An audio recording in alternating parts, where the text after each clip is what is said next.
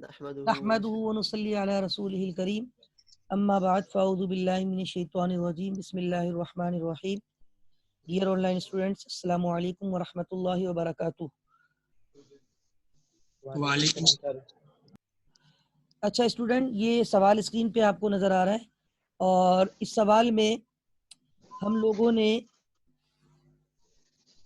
कल रात को जब क्लास ली थी तो अकाउंट रिसीवेबल और अलाउंस फॉर डाउटफुल डेट और बैड डेट एक्सपेंस का लेजर भी बनाया था और इस टॉपिक के डिफरेंट कॉन्सेप्ट डिस्कस किए थे। ओपनिंग बैलेंस मौजूद था रिसीवेबल का, ओपनिंग बैलेंस मौजूद था अलाउंस फॉर डाउटफुल डेट का, फिर करंट ईयर की ट्रांजैक्शन रिकॉर्ड की थी और फिर ईयर एंड पे बैलेंस निकाल के उस पर प्रोविजन मेंटेन किया था और एंडिंग बैलेंस बनाकर फिर डिफरेंस से जर्नल एंट्री बनाई थी और बैड डेट एक्सपेंस के एंडिंग जो भी टोटल डिफरेंस आ रहा था उसको हमने प्रॉफिट एंड लॉस से क्लोज किया था। Is that clear to everyone? Yes sir. अच्छा मीनवाइल जो है ना, एक मैसेज जी मेरे पास आया है, मैं उसको एक रिस्पांस कर देता हूँ। उसमें सर ये आखिरी में आपने क्या बोला, प्रॉफिट एंड लॉस? ये जो मैंने बैड डेट एक्सपेंस का T account profit and loss से क्लोज किया था ना, 7 एंट्री जो नजर आ रही है आपको, वो चीज। इसको आप फर्दर एक्सप्लेन कर सकते हैं सर? सर यहाँ पे लाइट का खराब हो गया टाइमिंग। देखिए असल में ये आप लेक्चर सुनेंगे ना, वहाँ क्लियर हो जाएगा। अभी मैं सवाल करूंगा ना, तो यार आप ठीक है, किसका माइक फोन कर रहा है? समीर समीर समीर समीर समीर अपना माइक बंद रखिए, समीर सिद्दीकी। अच्छा भाई, दो सवाल यहाँ पे मैं बताता हूँ हमारे नॉर्थ कैंपस से। जैनब, सबसे पहले आपने कहा था कि सर प्रैक्टिस के लिए एमसीक्यूज अगर हो तो जब आप फ्री हो तो इजीली दे दीजिएगा। जैनब, आपने मुझे मैसेज भी किया था और मैंने मैसेज पढ़ लिया था। उसमें एक बात सुन ले कि वो प्रैक्टिस के लिए एमसीक्यूज तो है मेरे पास, लेकिन अभी चूंकि आपने पूरा सिलेबस कंप्लीट नहीं किया, मैं अभी आपको दूंगा ना, वो मिक्स बने हुए, तो आप कंफ्यूज हो जाएंगे। मैं चाह रहा हूँ थोड़ा सा 1-1.5 हफ्ते और पढ़ा दूं, कुछ चीजें और कवर हो जाएं, फिर इंशाल्लाह आप लोग को सेंड कर दूंगा। वो मेरे पास 3 फाइल्स मैंने आपको बताया था रेडी पड़ी हुई है, उसमें 50-50 एमसीक्यूज है, टोटल 150 है। उसमें कुछ कॉमन भी होंगे शायद। विद आंसर भी फाइल भेज दूंगा, विदाउट आंसर भी, ताकि आप लोग पहले विदाउट आंसर को पढ़ें, सॉल्व करें और आंसर दें और फिर आंसर अपना मैच कर लें। मतलब मैंने एक फाइल ऐसे बनाई जिसमें आंसर टिक नहीं किए या हाईलाइट नहीं किए, और फिर एक फाइल ऐसी बना दी उसी की, इसमें आंसर भी टिक कर दिए। ठीक है, तो वो आपको मिल जाएगी इंशाल्लाह। थोड़ा सा मैं और अकाउंटिंग पढ़ा दूं। दूसरा सर एक, इसमें मिनिमम मैक्सिमम कितनी एमसीक्यूज की तैयारी एमटीक्यूज की तैयारी करनी पड़ती है सर? अच्छा आप एक मिनट बताता हूँ, रुक जाए। महा, आपने कहा कि लिंक मेरे पास ओपन नहीं हो रहा जो आपने सेंड किया था। देखिए महा, वो लिंक पे यूजर आईडी पासवर्ड से कनेक्ट होते हैं और उस पे आ रहा होता है यूजर आईडी आपकी जो रजिस्ट्रेशन नंबर है वो होता है और पासवर्ड आपकी डेट ऑफ बर्थ। लेकिन आई नो के कुछ स्टूडेंट का इशू आता है, तो ये आपको आईसीएमए से क्लियर होगा।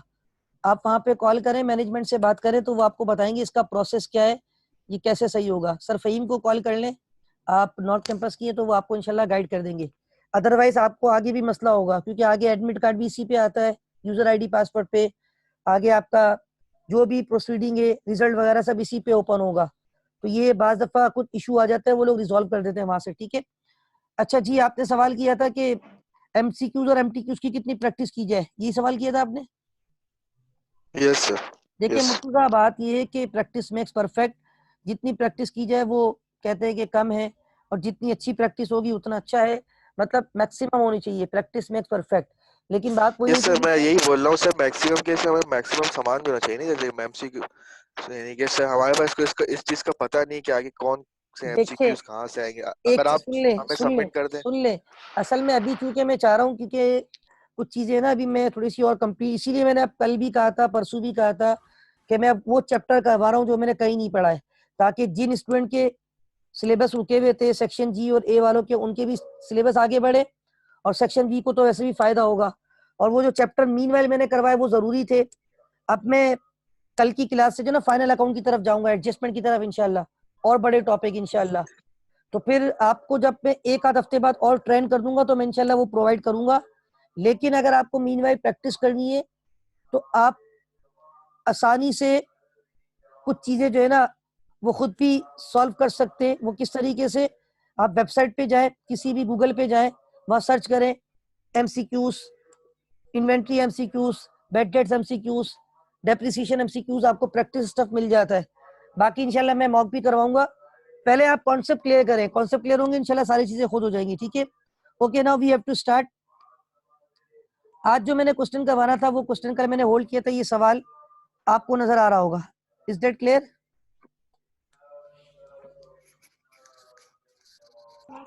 भाई सवाल नजर आ रहा है आप लोगों को? यस सर, आ रहा है। Okay, yes sir. ये क्वेश्चन जो है वो पास पेपर का है, और पास पेपर का उस वक्त का क्वेश्चन है जब आपके मैनुअल पेपर हुआ करते थे, तो वो पेपर डिस्प्ले होते थे। बहरहाल इस सवाल में 2 टी अकाउंट बनाने जो मैंने नीचे स्केच कर दिए। Required draw up T account, post relevant transaction and balance them properly, ठीक है। 2 साल की अकाउंटिंग मैंने कल बता दी थी, इसमें रिक्वायर्ड है 2 टी अकाउंट बनाने। अकाउंट रिसीवेबल की नेचर क्या होती है? सर एसिड होती है। एसेट का ओपनिंग बैलेंस होता है या नहीं होता? होता है। कौन सी साइड पे होता है? कल बता दिया था मैंने, sir debit side. Debit side पे। दूसरा अकाउंट कौन सा रिक्वायर्ड किया इन्होंने? Allowance of doubtful. हाँ, ये रिक्वायरमेंट में नीचे लिखा हुआ है, पढ़ सकते हैं आप लोग। अलाउंस फॉर डाउटफुल डेट की नेचर क्या होती है? Contra asset. Contra acid. और कॉन्ट्रा एसेट अकाउंट का ओपनिंग बैलेंस कौन सी साइड? एसिड कम करता है credit sir. Side. Credit side पे। मैंने कल बड़ा डिटेल से रात को आपको बता दिया यस था। सर, इसको एसिड को कम करता है हाँ, ये। और अगर कल किसी ने क्लास अटेंड नहीं की थी तो वो लेक्चर सुन लीजिएगा, जैसे भी कासिम वगैरह कह रहे थे, तो फर्दर कॉन्सेप्ट इंशाल्लाह वहां से बन जाएंगे। सर आप फॉलोइंग रिकॉल करवाते रहते हैं, मसला नहीं है sir. following information have been extracted from the books of Ali Enterprises। Ali enterprises की इंफॉर्मेशन आपको दी जा रही है। इस सवाल में एक चीज मैं आपको पहले ही एक्सप्लेन कर दूं कि journal entries we are not required, लेकिन मैं आपको समझाने के लिए, आपकी आसानी के लिए यहाँ पे जर्नल एंट्रीज भी रिकॉर्ड कर दूंगा ताकि आपको प्रॉब्लम ना हो, ठीक है। जर्नल एंट्रीज जो जो आएंगी वो इंशाल्लाह मैं 2 इयर्स की यहाँ पे रिकॉर्ड कर दूंगा ताकि ये भी आपको नजर आ जाए। एक्चुअल रिक्वायरमेंट नीचे मैंने ड्रॉ कर दी है। अच्छा, दूसरी बात ये है कि इस सवाल में 2 साल की अकाउंटिंग रिक्वायर्ड है, और वो 2 साल जो है ना 2013 और 2014 है। कैसे पता चल रहा है? सवाल को कल मैंने पढ़ लिया था, आपको याद होगा। ये देखिए, ड्यूरिंग द ईयर 2013 क्या हुआ, ये ट्रांजेक्शन 2013 की है, और फिर ये ट्रांजेक्शन 2014 की है। नजर आ रही है सबको? ट्रांजेक्शन फॉर द ईयर 2013 और ट्रांजेक्शन फॉर द ईयर 2014। इसका मतलब है हमारी अकाउंटिंग 2013 और 14 की है। एम आई राइट? Yes sir. अच्छा, ये आपको सवाल के शुरू में जो बैलेंस दिए हुए 2013 के दिए हुए, 14 के या 12 के एंड के? सर 12 के एंड के हैं ये। लेकिन जो 12 का एंड होगा वो वो उसका ओपनिंग बैलेंस होगा 2014 का। 13 का। 13 का, सॉरी सर। हाँ, अकाउंट रिसीवेबल एज एट दिसंबर 31 2012 4.5 लाख। तो ये हमारा ओपनिंग बैलेंस बन जाएगा 2013 में। कितना ओपनिंग बैलेंस आ जाएगा? अब मैं डेट भी यहाँ पे लिख दूंगा, डेट वाइज चलूंगा 2 साल के अकाउंट। 4,50,000। ये जैन 1 को होगा। 31 दिसंबर के बाद अगला दिन क्या होता है? जैन 1। जैन 1 2013 हुआ। Very good, Jain 1 2013। और ये ब्रॉट डाउन होता है ओपनिंग बैलेंस डेबिट साइड पे, इसलिए लिख रहा हूँ कि एसेट है अकाउंट रिसीवेबल, डेबिट बैलेंस होता है 4.5 lakh. Any objection? No. Opening balance की कोई जर्नल एंट्री होती है? No sir. Very good. उसके बाद allowance for doubtful debt, same debt पे। इसका बैलेंस डेबिट साइड पे होता है या क्रेडिट साइड पे? क्रेडिट साइड पे। क्रेडिट साइड पे। आपने यहाँ पे लिख दिया बैलेंस ब्रॉट डाउन, और ये भी जैन 1 का है, और दिसंबर 31 का क्लोजिंग, 2012 का क्लोजिंग, 2013 का opening 13,500। Is that clear? Yes sir. क्या इसकी कोई जर्नल एंट्री बनानी पड़ेगी? No sir. नो। ओके, ये कल भी मैंने बड़ा डिटेल आपको लेक्चर में। ये सर ओपनिंग और एंडिंग का नहीं बनेगा। वेरी गुड, कल ये मैंने याद बड़ी है। डिटेल आपको रात को चीजें बता दी थी, ठीक है। अच्छा, हमारे पास इसमें सबसे पहले जो है वो ट्रांजेक्शन आ रही है फॉर द ईयर 2013। सबसे पहले क्या दी गई है आपको? क्रेडिट से। क्रेडिट पे सेल हुई है सर। क्रेडिट पे जो आपकी सेल हो रही है वो कितने की हो रही है? 6,90,000। हाँ, 6,90,000। तो इसकी सेल की एंट्री क्या बनती है? चलो एंट्री रिक्वायर्ड नहीं फिर। Account receivable debit cell credit. हाँ, अच्छा, ये मैं पहले 2013 की जर्नल एंट्रीज बना रहा हूँ, और इसमें पहली एंट्री बन गई account receivable debit sales credit, ठीक है। तो ये कौन से लेजर में पोस्ट होगी? नीचे जो 2 लेजर बना रहा हूं मैं उसमें से सर अकाउंट रिसीवेबल के लेजर में। अकाउंट पोस्ट होगा अकाउंट रिसीवेबल रिसीवेबल में। के लेजर में पोस्ट हो जाएगी, ठीक है। मैं 2013 की यहाँ बना रहा हूँ और 2014 की यहाँ बनाऊंगा, ये ऐसे ही ताकि फाइल में आपको नजर आ जाए ना, आप लोग जब प्रैक्टिस करें तो आपको आसानी हो, ठीक है। 2014 की यहाँ बनाऊंगा बाद में, ठीक है। अच्छा, उसके बाद अगली एंट्री पढ़े। अच्छा, ये पोस्ट कर दूं यहाँ पे, अकाउंट रिसीवेबल डेबिट हो गया 2013 में, टोटल जो सेल हुई है, सेल्स क्रेडिट हुई है 6,90,000। Any objection? पोस्ट कर दो। नो। अच्छा, उसके बाद हमारे पास जो नेक्स्ट है, नेक्स्ट पढ़े क्या लिखा हुआ है? Collection for customer. ठीक है, कलेक्शन फ्रॉम कस्टमर। कितनी आपने कलेक्शन की है कस्टमर से? 3,40,000। 3,40,000। अच्छा, 3,40,000, ठीक है। ये 3,40,000 की जो कलेक्शन की है, इसकी डबल एंट्री क्या बनती है? Cash Cash debit debit, account receivable credit. ठीक है, कैश को हम डेबिट करेंगे और अकाउंट रिसीवेबल को हम क्रेडिट करेंगे। क्रेडिट। यहाँ पे समझाने के लिए जर्नल एंट्री भी रिकॉर्ड कर देता हूँ, cash debit account receivable credit कितने से? 3,40,000। अच्छा, ये नीचे कोई लेजर में पोस्ट होगी? कौन से लेजर में? Account receivable. 3,40,000 account receivable credit हुआ और कैश को आपने डेबिट किया। Is that clear? Yes sir, yes sir. अच्छा, अब उसने आपको एक बात बोली है, वो बात ये बोली है कि हमारे पास जो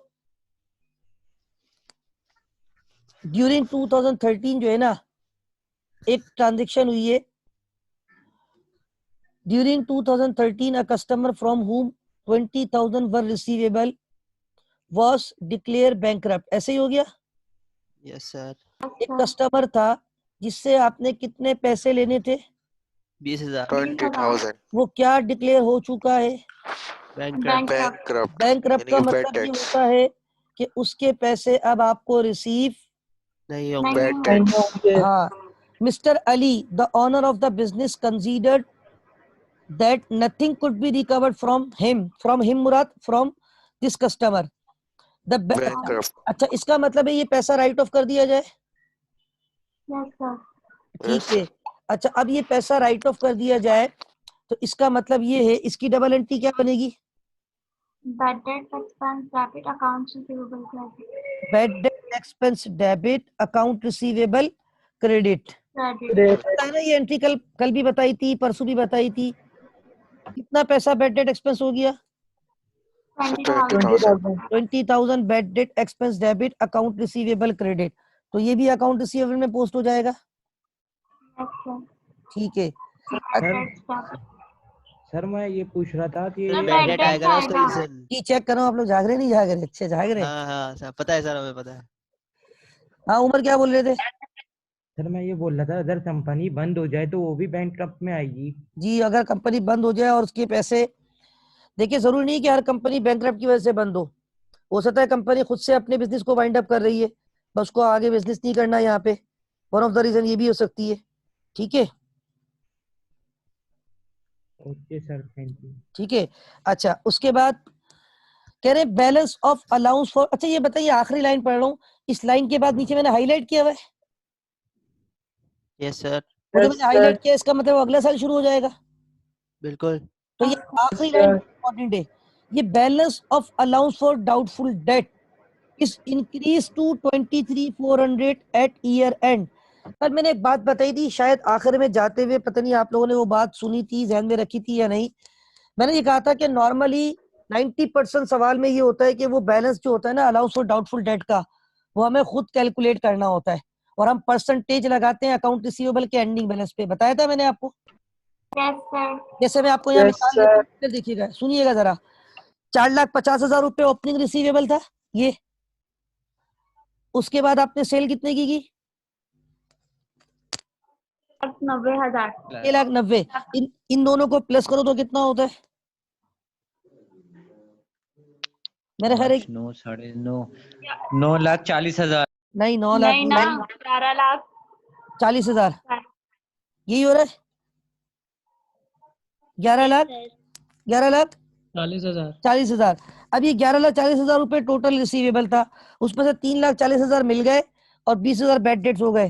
तो यहाँ आपको बैलेंस कैरी डाउन पता चल सकता है दिसंबर 31, 2013 पे, पहला साल जब कंप्लीट हो रहा है, यस सर। कितना बैलेंस कैरी डाउन? बैलेंस लिखो ना लिखो जरूरी नहीं होता, बस सिंपल कैरी डाउन लिख दो, ठीक है, सीधी लिख दो। दिसंबर 31, 2013 पे कितना कैरी डाउन बैलेंस आ गया, कोई बताएगा? 7,64,000। 11,40,000 में से ये 3,60,000 एडजस्ट हुआ। 7,64,000। 78 ओके 7,80,000 ठीक है, ये 7,80,000 किसका एंडिंग बैलेंस है? 2013 2013 सर 7,64,000 है। 64 नहीं हो सकता मेरे भाई, 11,40,000 है, सही कह रहे हैं ये लोग। अच्छा अब एक बात सुन ले गौर से आप लोग, हम लोग कल क्या कर रहे थे, ये जो एंडिंग बैलेंस आ रहा था लाइक 7,80,000, इसके ऊपर परसेंटेज लगा रहे थे यस सर और उस परसेंटेज से जो आंसर आ रहा था उस आंसर को हम किसका एंडिंग बैलेंस मान रहे थे? अलाउंस फॉर डाउटफुल और उसको मैं यहाँ पे रख रहा था क्रेडिट साइड पे, याद है आप लोगों को? मैं कह रहा था Yes, जब sir. अकाउंट रिसीवेबल के क्लोजिंग बैलेंस पे परसेंटेज अप्लाई करेंगे और तो आंसर जो आएगा वो किसका क्लोजिंग बैलेंस होगा? Allowance for doubtful date. हाँ, और मैंने कहा यही 90% तकरीबन सिचुएशन में होता है पेपर में भी, लेकिन इस सवाल में एग्जामिनर ने नहीं। आपको परसेंटेज बताई है कोई? पहली बात ये बताओ। No sir. नहीं, नो उसने आपको डायरेक्ट अलाउंस का एंडिंग बैलेंस प्रोवाइड कर दिया, जो कि हम कैरी डाउन बनाएंगे। क्या है एंडिंग बैलेंस अलाउंस का? 23,000 23,400 23,400। अब ये 23,400 इसने आपको खुद दे दिया है। आप सवाल ऊपर पढ़े तो आपको दोबारा नजर आएगा, ये आखिरी लाइन, द बैलेंस, ये वाली लाइन पढ़े, the balance of allowance for doubtful debt is to be increase to, increase by नहीं है, इंक्रीज टू, यहां तक हो गया। कहां तक हो गया बैलेंस? 23,400। 23,400 कौन सी डेट पे 23,400 हो गया? At year end. कौन सा ईयर एंड है ये? 13। 2013 वेरी 31 गुड, तारीख। Very good. अब आप देखें, मैंने कहा था ओपनिंग और एंडिंग की कोई जर्नल एंट्री नहीं बनती। एंट्री डिफरेंस से बनती है। नहीं बनती। पहले इस अकाउंट में कितना बैलेंस था? 13,000। 13,500 अब इस अकाउंट में कितना बैलेंस है? 23,400। बैलेंस बढ़ गया या कम हो गया? बढ़ गया। कितने से बढ़ गया? ठीक है। 10,100 10,000। 10,400। क्या कर रहे हैं यार? 100 sir 9,900। 9,900, very good.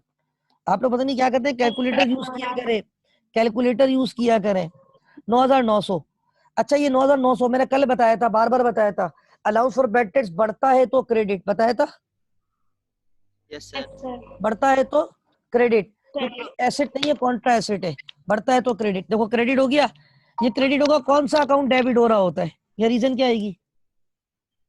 Bad debt expense bad debit. Date expense debit, allowance for doubtful debt credit. याद है ये बात? Yes sir. अच्छा अब इधर देखिएगा, एंट्री नंबर 4, ओपनिंग एंडिंग की कोई एंट्री नहीं होती, ओपनिंग एंडिंग की कोई एंट्री नहीं होती, रिसीवेबल में भी। एंट्री किस अमाउंट से बनाऊंगा बताओ? Sir bad debt expense debit होगा और बैड डेट, 9,900 से, वेरी गुड, और और allowance for doubtful debt credit 9,900। Very good, bad debt expense debit, allowance for doubtful debt credit कितने से? 9,900। Very good.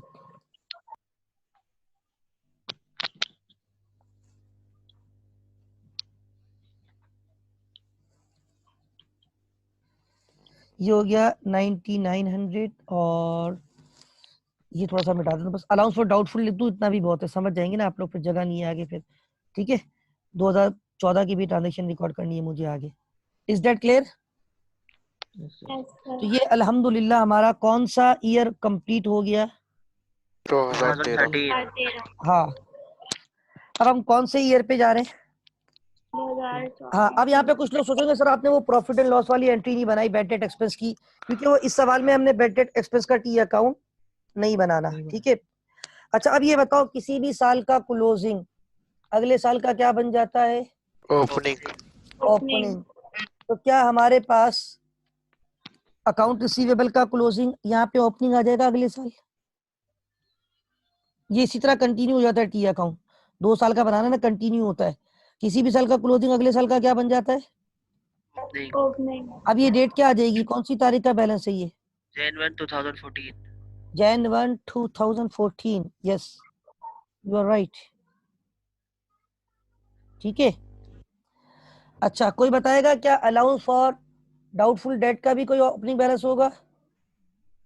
Yes sir. 2900। 23,400 हाँ, sir. 23,400 क्रेडिट साइड पे आएगा। ठीक सही है, है, सही क्योंकि है, ये सही है। कैरेट डाउन यहाँ है तो ब्रॉड डाउन यहाँ आता है। ये जिस तरह ये ऊपर ब्रॉड डाउन था, दोबारा ब्रॉड डाउन। अब आप देख सकते हैं लेजर को, देखिए ऊपर ये डबल क्लोज हो गया है, भूल जाए 2013 क्लोज हो गया है दोनों लेजर। अब ये ओपनिंग बैलेंस कौन से ईयर में आ गए? 2014 में। जिस तरह ये दिए हुए थे ना, ये देखें, ये दिया हुआ था ओपनिंग, अब ये ओपनिंग हो गया है। जिस तरह ये ओपनिंग दिया था 13 का, भी 14 का ओपनिंग आ गया है। कैरेट डाउन से ब्रॉड डाउन होता है। Is that clear? Yes sir. अब हम ओपनिंग बैलेंस की तो कोई एंट्री नहीं होती, फर्दर ट्रांजेक्शन को रिकॉर्ड करते हुए आगे चलेंगे, राइट? जो फर्दर ट्रांजेक्शन हम रिकॉर्ड करेंगे उसको आप लोग देख लें किस तरीके से रिकॉर्ड करेंगे। Now come to the point. Transaction for the year 2014 are given below. Credit sale कितने की है? 5,30,000। 5,30,000। ऐसे तो एंट्री बनानी नहीं है, लेकिन मैं बना देता हूँ। अकाउंट रिसीवेबल डेबिट और सेल्स क्रेडिट, यही एंट्री बनती है। Yes sir. Yes sir. 5,30,000, ठीक है। 5,30,000। अच्छा, अब ये जो 5,30,000 है यहाँ पे पोस्ट हो जाएगा अकाउंट रिसीवेबल डेबिट, और कौन सा अकाउंट क्रेडिट हुआ है? सेल्स। उसके बाद आ जाए कलेक्शन फ्रॉम कस्टमर। कितने की कलेक्शन की है मेरे भाई? Cash cash 2,80,000। डेबिट और non receivable credit. Cash debit 2,80,000, account receivable credit 2,80,000। 2,80,000। Okay, उसके बाद सर फरवा देखिए, पेपर में जो रिक्वायरमेंट होगी उसके मुताबिक आंसर दिया जाएगा। और पहली बात तो ये कि पेपर अब 2 हिस्सों में ब्रेक है, एमसीक्यू और एमटीक्यूज। एमसीक्यूज में तो कुछ भी नहीं होगा, सिर्फ ऑप्शन होगा, सिलेक्ट करना होगा, कैलकुलेशन करके आंसर निकालना होगा। एमटीक्यूज में अगर ये सवाल आता है तो वो रिक्वायरमेंट आपको खुद ही स्केच बना के देता है, तो वहां अगर जर्नल एंट्रीज मांगेगा तो जर्नल एंट्रीज बनाएंगे, ठीक है। अपने पास रफ में तो आप कुछ भी कर सकते हैं अपनी प्रैक्टिस के लिए, वहाँ एग्जाम हॉल में भी रफ पेपर होगा, उसकी टेंशन नहीं है, रफ में आपकी मर्जी है। लेकिन अभी चूंकि आप लोग, मेरा ख्याल है फरवा शायद आपका बैकग्राउंड भी कॉमर्स नहीं है, तो शुरू में नॉन कॉमर्स वालों को डायरेक्ट जर्नल एंट्रीज में प्रॉब्लम होती है, सॉरी डायरेक्ट लेजर में पोस्ट करने में, तो वो जर्नल एंट्रीज से लेजर की तरफ जा सकते हैं, right? Okay. Mohammad Kashif, paper जो है ना फैब में है, फैब के एंड में होगा आपका, ऑलमोस्ट शुरू में नहीं होगा, ठीक है। तो मैं कोशिश करूंगा फैब के शुरू में आपका कोर्स फाइंड अप करवा दूं इंशाल्लाह, इसीलिए मैं एक्स्ट्रा क्लासेस ले रहा हूँ, ठीक है। सर क्या नाम है, एजुकेशन न्यूज आ गई। क्या यूज आ गई? क्या क्या ये मतलब वो जो फैसला किया था उसी पे बरकरार है। मतलब? बोले तो फैसला क्या सुना है? मतलब 1 तारीख से ही फरवरी, 1 तारीख से यूनिवर्सिटियां खुलेंगी। और इसके अलावा हमजा राजपूत साहब, उनसे हमारा राब्ता मुनक़ते हो गया है। जी भाई, बाकी स्टूडेंट्स को मेरी आवाज आ रही है? स्टूडेंट्स, क्या आप मुझे सुन सकते हैं? Students are you? स्टूडेंट्स, आप लोग को मेरी आवाज आ रही है? यस सर, आ रही है। आपको हमारी जी आवाज आ रही है? जी, हमजा राजपूत साहब क्या कह रहे थे आप? सर 1 फरवरी से खुलेंगी, शफकत महमूद ने बोला, यूनिवर्सिटियां। और इसके अलावा? और 9 से 12 तक 18 तारीख से, और सर हमारी क्लास तो नहीं होगी। आप लोग की नर्सरी से देखिए, और 8 तक 25 तारीख तक। आप लोगों का जो भी नोटिफिकेशन होगा वो आप लोगों को मैसेज आएगा, टेंशन नहीं ले, ठीक है, जब खुलेंगी तो आईसीएमई क्लासेस, राइट? अच्छा सर, मेरा एक क्वेश्चन है जी। आप अभी स्टार्ट लेंगे या रात में लेंगे? किस चीज को? सर इसी चैप्टर का जो एजिंग है आप बता रहे थे, एजिंग तो वो छोटा सा है, एक सवाल अभी करवा दूंगा इंशाल्लाह। क्योंकि सर मेरा फोन असल में चार्ज नहीं है ना, मैं समझी थी शायद आप वो रात में लेंगे नहीं, एक्स्ट्रा आज क्लास में। आज तो एक्स्ट्रा नहीं है ना, एक्स्ट्रा तो हमारी 2 दिन थी, वेडनेसडे थर्सडे वो हो गई। अब फ्राइडे सैटरडे तो नॉर्मल क्लास होती है, जो कल इंशाल्लाह होगी 2 घंटे की 11:30 से 1:30, उसमें नया चैप्टर स्टार्ट करूंगा इंशाल्लाह। ओके सर, आज इस चैप्टर को वाइंड अप कर दूंगा, ठीक है। अच्छा भाई, अब इधर आ जाए। ये cash debit account receivable credit 2,80,000 रुपए रिसीव हो गए आप लोगों को? सर हो गए। Yes, sir. इसकी एंट्री पोस्ट कर दूं लेजर में अकाउंट रिसीवेबल के? जी कैश डेबिट हो गया, अकाउंट रिसीवेबल क्रेडिट हो गया है 2,80,000, राइट। अच्छा, अब देखिए आगे कहानी बड़ी डिफरेंट आ रही है। कह रहे इन एडिशन, नजर आ रहा है ये? पढ़ रहा हूं जो मैं यहां से। Yes, sir. In addition to above collection, 2,80,000 की कलेक्शन के अलावा, इन एडिशन इसके अलावा ड्यूरिंग द ईयर 2014 के दौरान कितने पैसे और मिले आपको? 5,000। ₹5,000 were also recovered from a customer whose account was previously written off. अगला जुमला नहीं पढ़ना, अगला जुमला तो वही है, अलाउंस का एंडिंग बैलेंस दिया हुआ है जो पिछले सवाल पिछले ईयर का भी दिया हुआ था। यहाँ पे परसेंटेज नहीं है, उसने डायरेक्ट बैलेंस दे दी। लेकिन अब ये सिचुएशन आपको समझानी है, ये गौर से सुनिएगा। ये कह रहे हैं आपने 5,000 रुपए जो पहले कभी राइट ऑफ किए थे वो आपको मिल गए, वो पैसे आपको रिकवर हो गए तो हमारे अलाउंस फॉर डिविजन डेबिट हो जाएगा। तो ले यार, मुझे बोलने दे। पैसे जो मिल गए ना, इसमें डिफरेंट ट्रांजेक्शन बनती है। कुछ लोग इसकी 1 एंट्री बनाते हैं, कुछ लोग 2 बनाते हैं, ओवरऑल इम्पैक्ट सेम होता है। मैं आपको एक रास्ता बताऊंगा, बस आपने वही एंट्री बनानी है, राइट। इसकी हाँ सिराते मुस्तकीम रास्ता बताऊंगा, इसकी डबल एंट्री बनेगी। कैश आ रहा है या नहीं आ रहा है ये बताओ? आ रहा है सर, आ रहा है। कैश आ रहा है, कैश डेबिट। कैश कितने से डेबिट हो जाएगा? 5,000. हाँ, और इसमें क्रेडिट होगा प्रॉफिट एंड लॉस अकाउंट। क्या क्रेडिट होगा? Profit and loss. अब ये प्रॉफिट एंड लॉस अकाउंट क्यों क्रेडिट किया है, इसकी लॉजिक समझा देता हूँ, बात सुनो। ये वो पैसा है जो आप बैड डेट्स रिकॉर्ड कर चुके थे। क्या रिकॉर्ड कर चुके थे? Bad debt. मैं 1 मिनट हाईलाइट करता हूँ, बता रहा हूँ मैंने कहां से कहां तक पढ़ा है और मैं क्या समझाना चाह रहा हूँ। एक तो ये लाइन, बस ये सिर्फ ये पढ़ना, बाकी कुछ इधर उधर नहीं देखना, सिर्फ ये जो मैंने अभी हाईलाइट किया इसको पढ़ना। क्या हाईलाइट किया है? In addition to above collections during the year 2014, ये जो आपने कलेक्शन की ना 2,80,000, इसके अलावा इन एडिशन 2014 में 2,80,000 की कलेक्शन के अलावा ₹5,000 वर ऑल्सो रिकवर्ड, 5,000 रुपए और भी मिले, यानी कैश मजीद डेबिट हुआ है। लेकिन ये कहां से मिले? किस कस्टमर से? From a customer whose account was previously written off. मतलब आपने जब राइट ऑफ किया, देखो नॉर्मल कलेक्शन की एंट्री क्या होती है? Cash debit account receivable credit. अब आप बोलेंगे सर आपने यहाँ पे ये एंट्री तो क्यों नहीं बनाई? कैश तो आपने डेबिट कर दिया, आधी एंट्री तो सर हमें समझ में आ गई, लेकिन सर आपने अकाउंट रिसीवेबल क्रेडिट नहीं किया, क्योंकि कलेक्शन में तो क्या क्रेडिट होता है? लेकिन क्योंकि इसको मैं प्रीवियसली क्या कर चुका था? Bad debt. Right of, return of. जब मैंने रिटर्न ऑफ किया था तो उस वक्त बैड डेट एक्सपेंस को डेबिट करके अकाउंट रिसीवेबल क्रेडिट कर दिया था। Yes, sir. अब मैं दोबारा अकाउंट रिसीवेबल क्रेडिट करता तो एक ही अकाउंट रिसीवेबल कितनी मरतबा क्रेडिट हो जाता? 2 मरतबा। वो अकाउंटिंग आपकी हिल जाती, तो अकाउंट रिसीवेबल दोबारा क्रेडिट नहीं होगा। अब ये सर आपने प्रॉफिट एंड लॉस क्यों क्रेडिट किया, इसकी लॉजिक बता दें। अब सुन लें इसकी लॉजिक। देखिए ये पैसा आप एक्सपेंस में रिकॉर्ड कर चुके थे, आप इसको एक्सपेंस मान चुके थे। Yes, sir. एक पैसा जो आप भूल गए, आपने उसको एक्सपेंस मान लिया था, वो बंदा आके आपको पैसे दे जाए तो आप खुश नहीं होते? यार तो फायदा हो गया, Yes, sir. Yes, sir. यानी आपकी इनकम हो गई, और इनकम बढ़ती है तो Credit. क्रेडिट, इसीलिए profit and loss account credit. ये प्रॉफिट एंड लॉस इनकम का अकाउंट है। अब आप बोलेंगे सर इसमें लॉस भी लिखा हुआ है, तो ये मैंने डेबिट थोड़ी किया है। अगर डेबिट करते हैं तो ये एक्सपेंस होता है, और अगर क्रेडिट करते हैं तो ये इनकम होती है, राइट। Yes sir, right. अब ये तो सर जर्नल हमने- एंट्री, जी बोले। तो सर हमने खत्म करने के लिए यानी अकाउंट तो मतलब क्रेडिट किया है, खत्म करने के प्रॉफिट और लॉस लिए को। प्रॉफिट एंड लॉस इसलिए अच्छा। क्रेडिट किया, ये पैसे इनकम के तौर पे आ गए। अब cash debit, profit and loss account credit से मुराद इनकम क्रेडिट, इनकम बढ़ती तो क्रेडिट, राइट। Okay sir. और एक बात बता दूं, ये तो मैंने जर्नल एंट्रीज बनाई है तो आपको सिखा दिया, वरना इस एंट्री का इन दोनों लेजर में कोई इंपैक्ट नहीं है। कौन से 2 लेजर में इंपैक्ट नहीं है? अकाउंट रिसीवेबल और allowance for doubtful debt. Account receivable और allowance for doubtful debt. Doubtful इस पे debt. कोई इंपैक्ट नहीं है। Is that clear? Yes, sir. अच्छा सवाल बिल्कुल जी बोले बोले। सर किस एंट्री का इसमें कोई इम्पैक्ट नहीं है? ये वाली एंट्री जो बनाई ना, cash debit profit and loss account credit, क्योंकि इस ट्रांजेक्शन में कैश तो डेबिट हो रहा है, प्रॉफिट एंड लॉस क्रेडिट, तो क्या मैं नीचे प्रॉफिट एंड लॉस या कैश का टी अकाउंट बना रहा हूँ? नहीं। तो कोई इम्पैक्ट नहीं आएगा। ठीक है, आगे आ जाए। आगे क्या दिया हुआ है? Balance of allowance for doubtful debt is to be increase to. ये आपको किसका बैलेंस दे दिया भाई? Allowance for doubtful debt. Allowance for doubtful debt.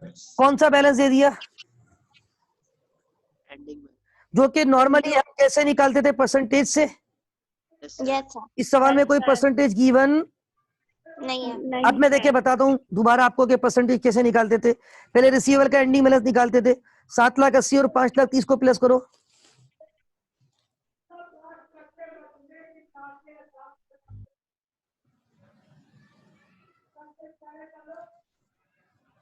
तेरह लाख दस हजार। 13,10,000। इस 13,10,000 में से जो कलेक्शन की है वो माइनस कर दो। 10,30,000। 13,05,000। हो गया 5 कैसे आ गया? 10,30,000 आ रहा है। 13,30,000। 10,25,000। ठीक है भाई, एक मिनट। 10-30 आ रहा है। ओके ओके ओके, ये आपका कैरेट डाउन बैलेंस, ये कौन सी डेट का कैरेट डाउन बैलेंस है, कोई बताएगा? दिसंबर 2014 दिसंबर। ओके, माशाल्लाह आप लोग तो समझदार हो गए। 2014। किसी भी साल का क्लोजिंग अगले साल का क्या होता है? ओपनिंग। जैसे आपकी मर्जी है ओपनिंग दिखाओ, मर्जी है नहीं दिखाओ, क्योंकि हमारी रिक्वायरमेंट कितने साल की थी? 2। वो मुकम्मल हो गई है, तो जरूरी नहीं कि इसका ओपनिंग भी शो करें। ठीक है, अच्छा अब जरा इधर आ जाए। Allowance for doubtful date. वैसे तो हम क्या करते हैं नॉर्मली ईयर एंड पे ये जो कैरेट डाउन बैलेंस निकालते हैं, इस बैलेंस पे परसेंटेज लगाते हैं, यस सर। और जो परसेंटेज से आंसर आता है वो कौन सा बैलेंस बन जाता है? कैरेट डाउन ऑफ इसका डाउटफुल डेट। वेरी गुड, लेकिन यहाँ परसेंटेज नहीं है, डायरेक्ट बैलेंस खुद ही दिया हुआ है। अब बैलेंस कितना हो गया, कोई बताएगा?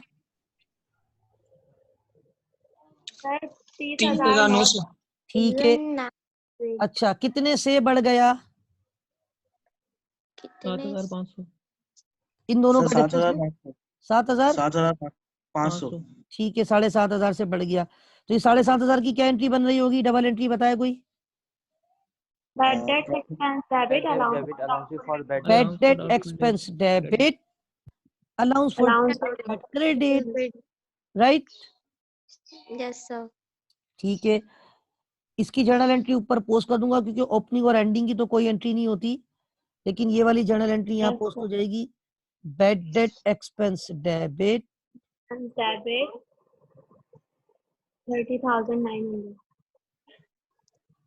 30,900 से बनाऊंगा ये? नहीं 7,500। ओपनिंग और एंडिंग की कोई एंट्री नहीं बनती। एंट्री मैंने बताया था किससे बनती है? बैलेंस डिफरेंस अमाउंट से ना। नहीं डिफरेंस। एंट्री किससे बनती है हमेशा? डिफरेंस अमाउंट से। Is that clear? Yes sir. Sir मुझे एक चीज समझ नहीं आई, इसमें पहले एंट्रियां क्यों नहीं बना रहे? लास्ट वाली हमने पहले पोस्ट कर रहे हैं लेजर में, फिर एंट्री बना रहे हैं। मेरे भाई जब तक पोस्ट नहीं करेंगे डिफरेंस नहीं आएगा, जब तक डिफरेंस नहीं आएगा तो कैसे एंट्री बनेगी? Okay sir, thank you. Right. अच्छा भाई, ये सवाल आपका कंप्लीट हुआ। 2 लेजर बनाने थे 2 साल के, वो मैंने दोनों बना दिए। उन दोनों लेजर के साथ रिक्वायर्ड नहीं था, लेकिन मैंने आपको समझाने के लिए ऊपर क्या बना दी दोनों साल की? एंट्रीज। अब मैं इसी फाइल को पीडीएफ में कन्वर्ट करूंगा, एक अलग से पीडीएफ बनाऊंगा इसकी। और कल जो मैंने आपको दिया था उसमें बैड डेट्स डे 2 के नाम से दिया था ना? Yes sir. आज का जो लेक्चर होगा उसको मैं रिकॉर्ड कर दूंगा बैड डेट्स डे 3 के नाम से, राइट? Yes sir. तो एक काम करता हूँ। सर जी बोले। सर ये जो आपने profit and loss account credit किया है, तो सर इसका इम्पैक्ट क्यों नहीं आया? क्योंकि इसका कहाँ पे? लेजर में। तो सर पहले भी हमने जब वो रिटर्न ऑफ किया होगा तो हमने उसको डेबिट किया होगा, बैड डेट को भी, और अलाउंस फॉर डाउटफुल डेट को क्रेडिट किया होगा। नहीं, रिटर्न ऑफ के बाद तो बैड डेट एक्सपेंस डेबिट और अकाउंट रिसीवेबल को क्रेडिट किया होगा आपने। Sir right. फिर भी इम्पैक्ट तो आना चाहिए था ना। नहीं तो जो पैसे तो पहले ही राइट ऑफ हो चुके हैं ना, तो जो पैसा पहले ही राइट ऑफ हो चुका है अब उसका इम्पैक्ट नहीं आएगा। जो पैसा राइट ऑफ हो चुका है उसका रिसीवेबल ऑलरेडी क्रेडिट हो चुका है। Yes sir. जब राइट ऑफ किया था उसका पैसा ऑलरेडी क्रेडिट हो चुका है, तो इसका मतलब ये हुआ कि आप दोबारा रिसीवेबल को क्रेडिट करेंगे तो रिसीवेबल कितनी मरतबा क्रेडिट हो जाएगा? 2 मरतबा। तो इसीलिए अब वो कैश डेबिट तो हो रहा है लेकिन रिसीवेबल क्रेडिट नहीं होगा, उसके बदले वो इनकम ट्रीट हो जाएगी। पहले आपने एक्सपेंस बनाया था, वो एक्सपेंस रिवर्स हो गया, इसलिए इनकम का मतलब कौन सा अकाउंट क्रेडिट हो जाएगा? प्रॉफिट एंड, हाँ। रिसीवेबल में इसलिए नहीं आया कि वो रिसीवेबल में ऑलरेडी क्रेडिट हो चुका है पहले ही। अब क्लियर होगी बात? Yes sir. अच्छा, अब 1 मिनट होल्ड कीजिएगा, मैं अगला सवाल आपके लिए स्क्रीन पे शेयर कर रहा हूँ। मैं चाह रहा हूँ कि अभी 2 सवाल और करवा दूं इंशाल्लाह, ठीक है? छोटे छोटे से हैं, ठीक है भाई? 1 मिनट होल्ड पे रहिएगा आप लोग, मैं सवाल कॉपी कर रहा हूँ। Right, okay sir. ओके, ठीक है। अच्छा, एक छोटा सा सवाल है, केस है, उस टाइप की चीजें पेपर में एमसीक्यू में आ जाती है बाज़ दफा, वो मैं समझ रहा हूँ कि आप लोगों को करवाना थोड़ा जरूरी है, तो मैं ये चीज आपके सामने रख रहा हूँ, देखिएगा जरा गौर से इस सवाल को। और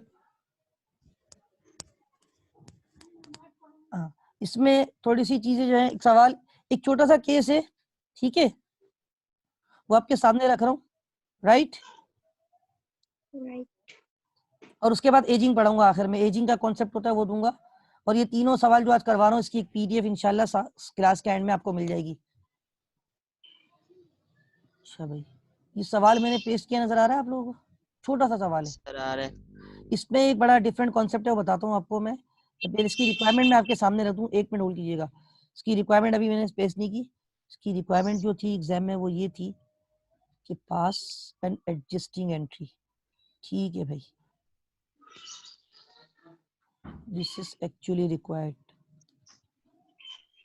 1 मिनट भाई,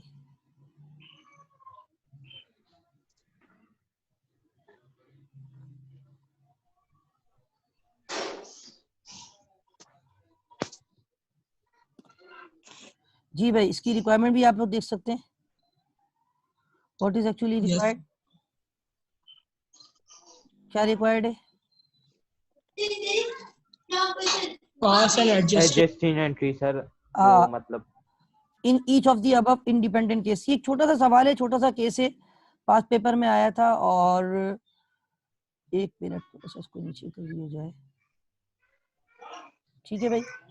एक तो ये सवाल कराऊंगा, फिर एक एजिंग वाला सवाल भी आपको करवाना है, चलें वो बात में करते हैं।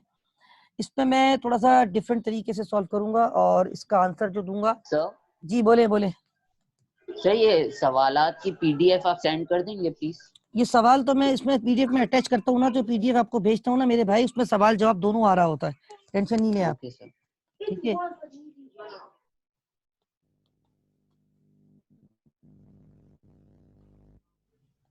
ये आज का क्वेश्चन नंबर 2, राइट? ये आज का था question number 1। Is that clear? ये आज का क्वेश्चन नंबर 1 था, और ये इसके बाद ये है क्वेश्चन नंबर 2। यस, इसमें आप देखिए, ऑन दिस, इसमें डायरेक्ट आपको बैलेंस ये में कुछ भी नहीं करना।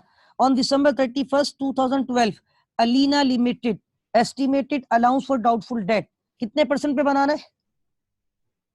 10%। मैं यहाँ पे देखो लिखता हूँ कि अलाउंस फॉर डाउटफुल डेट जो हमें बनाना है वो 10% किस वैल्यू पे बनाना है? वैल्यू भी आपको बता दी, of account receivable of rupees. जी, ये हम अकाउंट रिसीवेबल का अलाउंस फॉर डाउटफुल डेट का कौन सी डेट का बैलेंस कैलकुलेट करने जा रहे हैं? December 31st 2012। सही है। अच्छा, 2012 दिसंबर 31 पे क्या आपको अकाउंट रिसीवेबल का बैलेंस उसने आपको दे दिया? 4.5 लाख। 4.5 लाख का कितना % डाउटफुल डेट होगा? 10%। 45,000। उसने बोला 4.5 लाख पे आपने 10% डाउटफुल डेट बनाना है, ऐसा ही बोला है उसने? यस सर, ऐसे ही बात। तो 4.5 लाख का 10% वेरी स्ट्रेट हो जाता है, कितना हो जाता है वेरी स्ट्रेट? 40,000।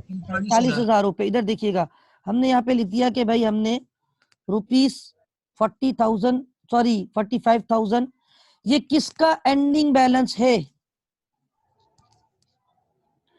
ये किसका एंडिंग बैलेंस है? अकाउंट रिसीवेबल का 2012 का अकाउंट रिसीवेबल का एंडिंग बैलेंस था 4.5 लाख रुपए, और उस 4.5 लाख रुपए पे आपने कितना % अप्लाई किया? 10% 45,000। ये 45,000 किसका एंडिंग बैलेंस है? Allowance for doubtful debt. अच्छा, अब ये कितने केस नीचे दिए हुए? 3। Allowance for doubtful debt account prior to any adjustment has the following balances. Case 1 में कोई बैलेंस नहीं था, केस 2 में 20,000 का बैलेंस था, केस 3 में 45,000 का बैलेंस था। बल्कि मैं इसमें आपको समझाने के लिए एक और केस ऐड करूंगा, केस नंबर 4। कौन सा केस ऐड करूंगा? Case number 4। और उसका बैलेंस में थोड़ा डिफरेंट रखूंगा, वो भी आपको लॉजिक समझानी है, वही तो असल आपको समझाना था मुझे। यहाँ पे सपोज कर लेता हूँ क्रेडिट बैलेंस ऑफ रुपीस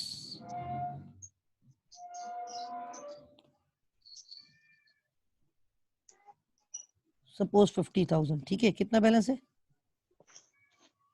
50,000।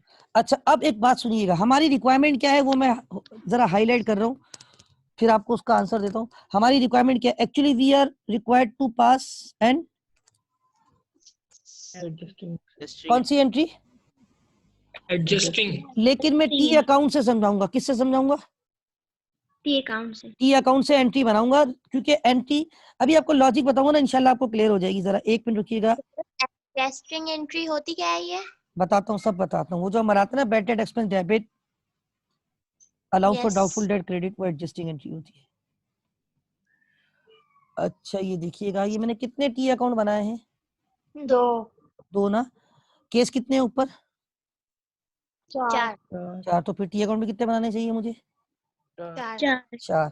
तो 1 मिनट, ये मैं इसको ऐड कर रहा हूँ फर्दर, कॉपी पेस्ट सर करूंगा। ये वही होती है ना, मतलब कि अगर पैसा के मतलब के चांसेस नहीं होते, फिर मिल नहीं, ये जाते वो तो नहीं फिर है, हम कुछ और है, एडजस्ट कुछ करते और है, कुछ और है, ये वो नहीं है। नहीं है वो। यार समझने दे यार, थोड़ा सा उम्र समझने दे सबको। अच्छा भाई, ये 2 टी अकाउंट है, हमने इसको किया कॉपी, और कॉपी करके नीचे कर दिया पेस्ट। ठीक है भाई, ये हो गई आसानी। अच्छा, अब मैं एक चीज और करता हूँ, स्क्रीन को बड़ी करता हूँ। यस, मेरे पास स्पेस बहुत है यार, टेंशन नहीं था। अच्छा, ये कितने केस है हमारे पास? How many cases are there? 4 cases. 4। सवाल में 3 थे, मैंने एक इसमें ऐड कर दिया, चौथा केस, और एक और बैलेंस बता दिया, क्योंकि वो लॉजिक भी आपको सिखानी है। देखिए, मैं टी अकाउंट से क्यों सिखाऊंगा, याद रखिए, ये जो बैलेंस दिए हुए ना आपको, ये ओपनिंग बैलेंस है। ये कौन से बैलेंस है? द अलाउंस फॉर, क्योंकि लिखा हुआ है the allowance for doubtful debt prior to any adjustment. Adjustment से पहले जो बैलेंस होता है वो कौन सा होता है? ओपनिंग। कौन सा बैलेंस होता है? Has the following balance in each independent case. देखो, एंडिंग बैलेंस तो सब में सेम रहेगा। एंडिंग बैलेंस सब में कितना रहेगा जो हमने कांस्टेंट रखना है? एंडिंग बैलेंस क्या कैलकुलेट किया हमने? 45,000। Very good. ये 4 टी अकाउंट जो मैं बना रहा हूँ ना, ये अलग अलग 4 केस के हैं। सुन ले, मैं लिख देता हूँ यहाँ पे। ये पहला जो बनेगा, ये केस नंबर किसके लिए बनेगा? 1। और ये बनेगा केस नंबर 2। और ये बनेगा फॉर केस नंबर 3। 1 मिनट, ये मैं ऊपर लिखूंगा ना, टी अकाउंट का नाम भी तो लिखना है मुझे। जो एंडिंग बैलेंस है ये तो बैड डेट का है ना, और जो हमारे पास दूसरा बैलेंस था वो अकाउंट रिसीवेबल का है। कौन सा अकाउंट रिसीवेबल का बैलेंस था? 4,50,000। बिल्कुल ठीक है। बाकी जो आपने अभी एंडिंग बैलेंस कैलकुलेट करवाया, ये 45,000, ये तो हमारा बैड डेट का एंडिंग बैलेंस हुआ। बिल्कुल सही है, ये हमारे अलाउंस फॉर डाउटफुल डेट का। ठीक है, ये सब में सेम क्यों रहेगा? क्योंकि ये हमने सेम इसलिए रखना है क्योंकि सवाल की रिक्वायरमेंट यही है ना। सवाल में परसेंटेज और रिसीवेबल तो एक ही है ना सवाल में, इसीलिए। राइट। असल में ये 4 केस बनाने का मकसद है कि अगर ओपनिंग ये होगा तो एंट्री कितने से बनेगी, ओपनिंग नहीं होगा, 0 होगा तो कितने से एंट्री बनेगी, ओपनिंग ये होगा तो कितने से। ये इम्पैक्ट आपको बताने सारे। ठीक है, अकाउंट जो है ये बैड डेट के सेम रहेगा। क्या चीज? ये जो चारों टी अकाउंट्स हम बना रहे हैं डाउटफुल डेब्ट के ही बना रहे हैं, इसलिए सेम रहेगा। बिल्कुल बिल्कुल ठीक है ना। अभी आपको एक लॉजिक इंशाल्लाह इसमें बड़ी अच्छी क्लियर होगी। ये सवाल काफी इंटरेस्टिंग है और ये छोटी सी चीज है ना, तो ये एमसीक्यूज में इस टाइप की चीजें आ सकती है और इस बात से आपके बड़े अच्छे कॉन्सेप्ट क्लियर हो जाएंगे इंशाल्लाह। ठीक है, अभी देखिएगा मैं असल आंसर भी दूंगा। मैंने असल आंसर को हाईलाइट किया हुआ है ऊपर। असल आंसर क्या देना है, बनानी क्या है हमने। हाँ, तो वो मैं इसके साथ ही बनाऊंगा। अभी आप देखें इसके नीचे कैसे बनाता हूं मैं भी कुछ मिटाऊंगा। टी अकाउंट बहुत बड़ा बनाया है, इतना बड़ा मुझे रिक्वायर्ड नहीं है पहले केस में। अच्छा ये बताओ, अलाउंस फॉर डाउटफुल डेट की नेचर क्या है। Contra asset, very good.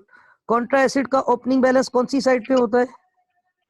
Credit side. Very good. आप लोगों ने कहा सर ये अलाउंस फॉर डाउटफुल डेट ये कॉन्ट्रा एसेट है और इसका जो ओपनिंग बैलेंस है वो कौन सी साइड पे होता है, क्रेडिट साइड पे। ठीक है, पहले केस में कितना ओपनिंग बैलेंस है।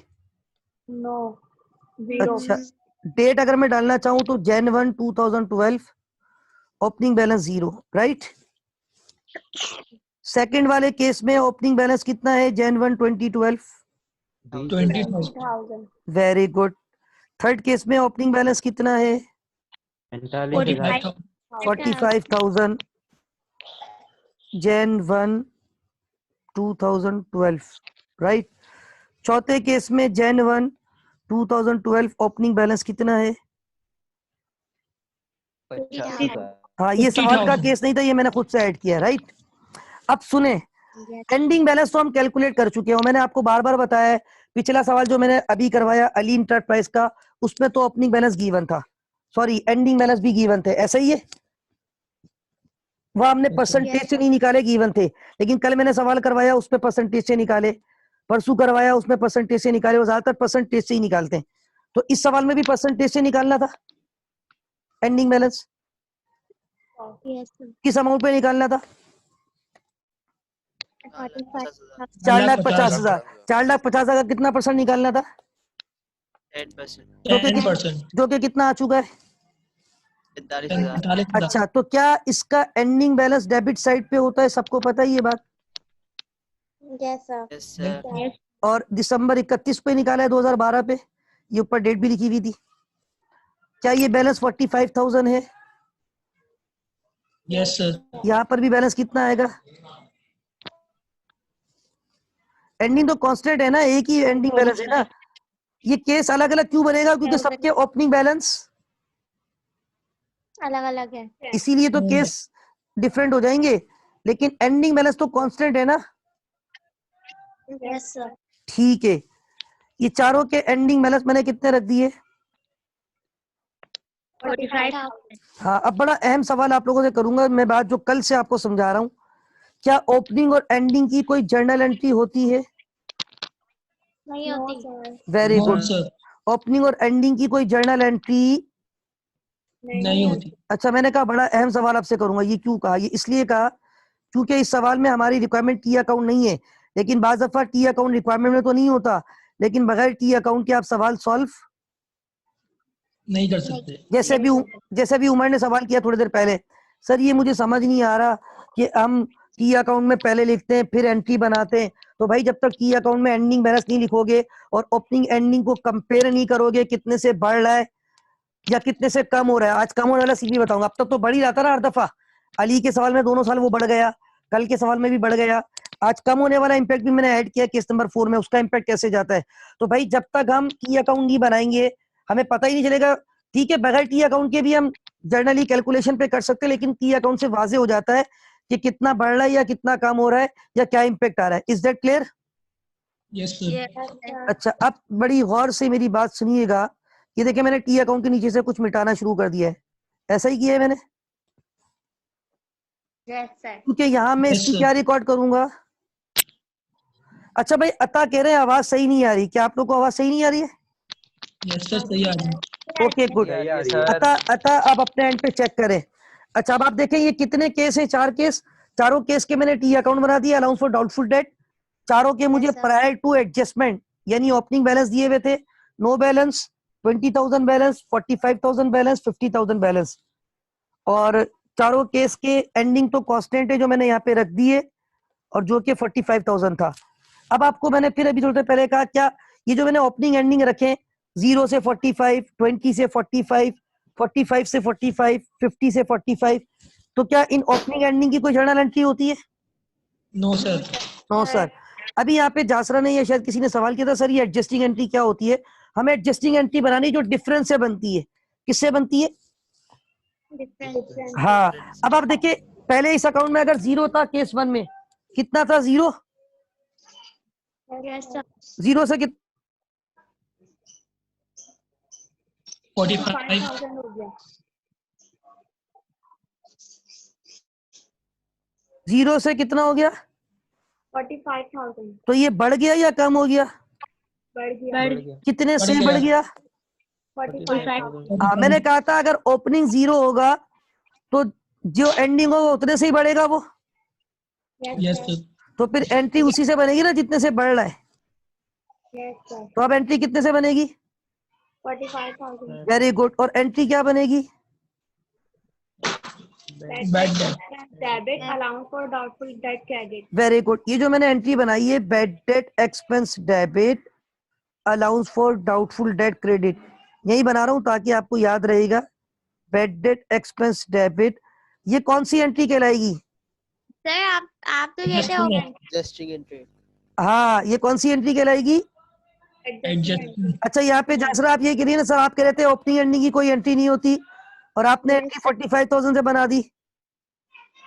Yes sir. ये मैंने कल भी बात बताई थी और मैंने वो अपना केस भी दोबारा दिखाया था परसों वाला जो मैंने सॉल्व किया था वो केस, कि उसमें मैंने एंडिंग 2 लाख पे जब लगाया था 5% 10,000 से एंट्री बना दी थी। तो बात ये कि जब ओपनिंग 0 होगा तो फिर जितना एंडिंग है उसी से तो इंक्रीज हो रहा है वो। ओपनिंग 0 था ना? Yes sir. अगर आपकी जेब में सुबह 0 रुपए, शाम को 45,000 है तो कितने पैसे कमा लिए आपने उस दिन? 45,000। हाँ, आप लोग समझ रहे हैं कि मैं ये वाले 45 को देख के एंट्री बना रहा हूँ, ये समझ रहे हैं ना? नहीं सर, ये नहीं। मैं इस वाले 45 को नहीं देख रहा, मैं कौन से 45 को देख रहा हूँ? सर जो बढ़ गया आप वो देख रहे हैं। जी, अब वो इसलिए 45 से बनी है। आपको लग रहा है कि सर आपने तो ये एंडिंग अमाउंट की एंट्री बना दी है, एंडिंग से नहीं बनी है। ओपनिंग था ही कुछ नहीं, तो जितने से बड़ा है वही एंट्री बनेगी। Is that clear? Yes yes sir. Sir. ये कौन सी एंट्री कहलाती है?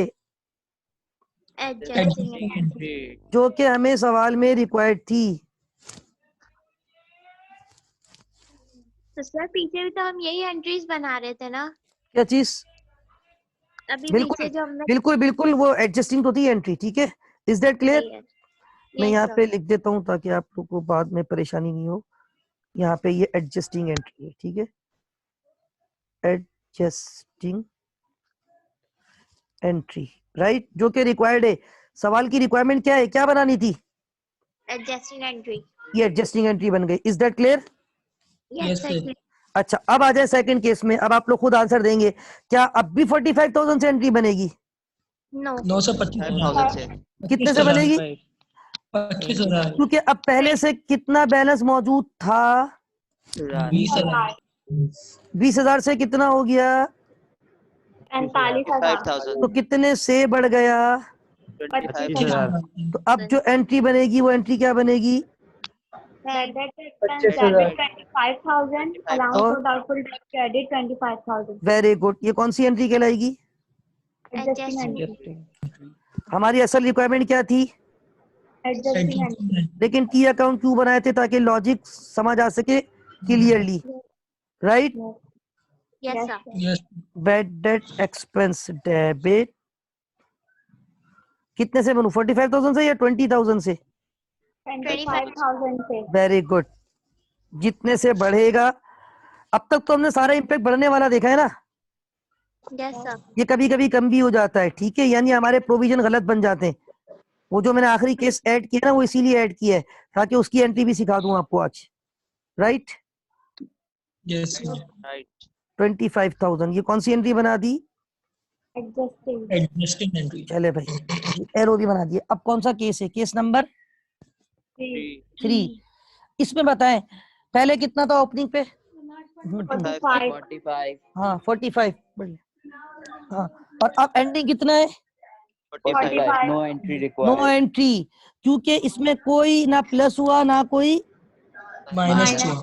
आपकी जेब में सुबह भी 45,000 रुपए हो, शाम को भी 45,000 रुपए हो, तो आज कुछ कमाए पैसे आपने? नहीं, कुछ भी नहीं कमा। आज हड़ताल थी, वापस आ गए, फैक्ट्री बंद थी। ठीक है भाई, तो अब ये बताए इसमें एडजस्टिंग एंट्री क्या बनेगी? नो एंट्री, कोई नहीं बनेगी, बैलेंसेस की एंट्री नहीं बनती। नो एंट्री, इसमें कोई एंट्री नहीं बनेगी। क्योंकि भाई ओपनिंग 45 था, एंडिंग में 45 है, ये 0 से बड़ा है। जब 0 से बड़ा है तो 0 की कोई एंट्री होती है? अब आपको देखो डिफरेंट केस दिखा दिए, ये तीनों अलग अलग केस आ गए। अगर 0 से कोई अमाउंट आएगी तो उसी से एंट्री बनेगी, सही है। और अगर 20 से 45 होगा तो जितने से बड़ा है उतने से एंट्री बनेगी। और अगर 45 से 45 रहा तो कोई एंट्री नहीं बनेगी। आखिरी केस देखो, अब मैंने रिवर्स केस बनाया है, और रिवर्स केस ये बनाया है कि अब आपका इम्पैक्ट बजाय बढ़ने के हर दफा कम हो जा रहा है। कम हो रहा है, बजाय बढ़ने के क्या हो रहा है? कम हो रहा है। कम हो रहा है। अब ये देखिए कम हो रहा है, जब ये बढ़ता है तो क्रेडिट होता था ना, एसिड नहीं है, कॉन्ट्रा एसिड है, कॉन्ट्रा एसिड बढ़ता है तो क्रेडिट, लेकिन कम होगा तो डेबिट। अब ये जो डिफरेंस आ रहा है 5,000 रुपए का, ये क्रेडिट साइड पे नहीं आ रहा, ये कौन सी साइड पे आ रहा है? Debit side. अब ये इम्पैक्ट डेबिट साइड पे आ रहा है, तो इसका मतलब है जो जर्नल एंट्री हम बनाएंगे उसमें अब allowance for doubtful debt credit होने के बजाय क्या हो रहा है? डेबिट। हाँ, एक तो इम्पैक्ट ये आ गया कि सर इस एंट्री में अब अलाउंस फॉर डाउटफुल डेट जो क्रेडिट होता था बजाय क्रेडिट होने के क्या हो रहा है?